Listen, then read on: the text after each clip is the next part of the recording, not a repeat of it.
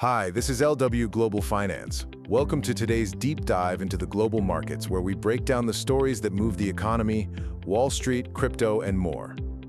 Welcome to the deep dive. Today, we're looking at the sources you shared focusing on October 14th, 2025, a pretty significant date. It looks like the U.S.-China trade dispute really jumped tracks, opening a new front right on the high seas with these tit-for-tat port fees. So our mission today is to unpack the real costs hitting global shipping and, well, see why investors seem to be running for cover in safe assets. It's fascinating, isn't it? The whole dynamic shifted. It's not just about tariffs on, certain goods anymore. Now it seems like they're actively weaponizing the infrastructure itself, maritime logistics. And this feels deliberate. It's structural, and it's proving very, very expensive. Okay, let's break down this new maritime tax spiral then. China initiated it, right? A reciprocal fee. Yeah, they started with 400 yuan. That's about, $56 per net ton. And that targets U.S.-owned, operated, or flagged vessels, or even those with just 25% U.S. capital involved. And importantly, net ton, that's about cargo capacity, not actual weight, right? That's key to understanding these figures. Exactly. It's a measure of internal volume, which is why the costs stack up so dramatically. And the U.S., well, they fired back using Section 301 authority. The usual tool for tariffs. The very same. They applied a similar fee, starting at $50 per net ton on Chinese vessels. And like China's, it escalates annually. So what does that mean in real terms for, say, a standard container ship? Well, let's take a typical 13,000 TEU vessel. TEU is that standard 20-foot container unit measure. Right now, that ship could be looking at an extra $3.25 million in fees for each port rotation. Wow, $3.25 million per trip. And by 2028, based on the planned escalations, that same trip could cost over $9.1 million in these fees alone. Good grief. That $9 million figure, that's not just absorbed by the big shipping lines, is it? That has to flow downwards. Oh, absolutely. That's equivalent to the entire annual budget for some smaller freight operations. The sources are clear. These costs are being passed on immediately. We're seeing projections of 15–20% higher shipping costs for agricultural goods. 15 to 20%. Yeah, and maybe 8–12% for manufacturing inputs. That spells significant global inflation. It has to. So once the financial pain hit that level, things must have gotten politically tense, fast. Extremely. It wasn't just about the cost anymore, but how far the retaliation might go. And on that same day, October 14th, China upped the ante. They sanctioned 5 U.S.-linked subsidiaries of Hanwha Ocean, South Korean shipbuilder. So weaponizing shipbuilding now, too, targeting allies. It certainly signals they're willing to broaden the conflict to hit Washington and its partners in critical industries. It shows intent, serious intent. You have to wonder if that kind of move backfires, though.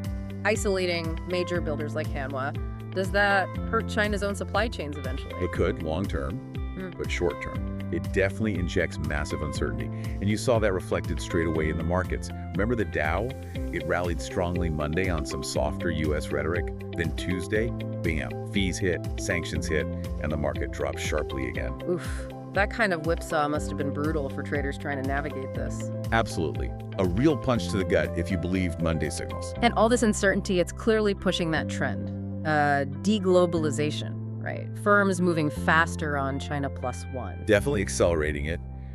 Companies aren't waiting around. They're actively diversifying, looking at Southeast Asia, Mexico, wherever they might find more resilient supply chains. You can't blame them. If the system itself feels like it's cracking, like these fees suggest, well, capital's got to go somewhere safe. Precisely. Which leads us neatly to gold. Right. Gold just smashed through its old records. Yeah. Past $4,100 an ounce.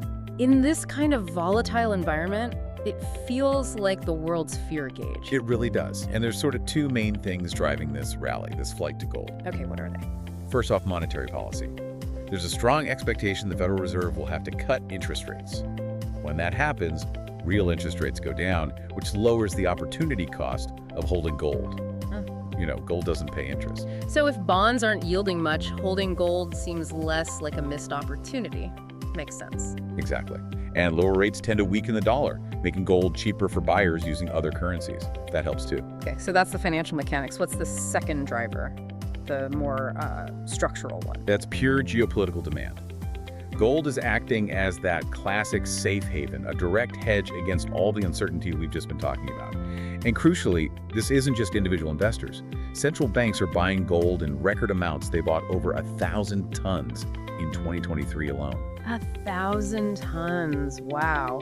So governments themselves are treating it as the ultimate insurance. They are. It's insurance against currency devaluation, against systemic shocks, against exactly this kind of geopolitical instability. So putting it all together, Yeah. what we're really seeing here is a kind of twin crisis. Global supply chains are fragmenting, getting more expensive, Right, evidenced by those massive shipping costs. while at the exact same time, confidence is evaporating, pushing people towards safe havens like gold. It's a dual squeeze. Higher costs and higher fear. Yeah. It's a tough combination. And, some analysts are already saying gold could hit $5,000 an ounce by 2026. 5,000. Yeah. So if gold really is the world's, let's say, emotional thermometer, you just have to ask yourself, what happens next? What future shock pushes that mercury even higher? Thanks for tuning in to LW Global Finance. What's your take on today's market moves? Leave a comment, share your thoughts, and don't forget to follow us for more updates and analysis.